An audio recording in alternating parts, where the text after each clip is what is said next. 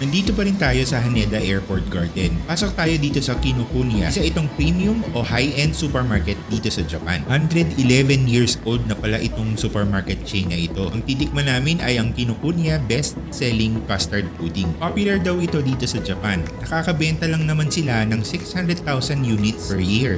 Ang dami. French-style pudding. At yung vanilla galing pa ng Madagascar. At ang tawag pa nga nila ay Fragrant Madagascar Vanilla. Dito sa Kinokuniya, maraming mga products na ini-import pa nila tulad ng fresh produce. Matataas ang quality ng fruits at vegetables, meats, lalo na ang mga cheese dito at iba pang mga produkto. Bukod sa mga locals, ang mga madalas daw na mga customers nila, mga expat. Meron silang 34 outlets na dito lang sa Tokyo area matatagpuan. Isa pang best seller dito, mga baked goodies.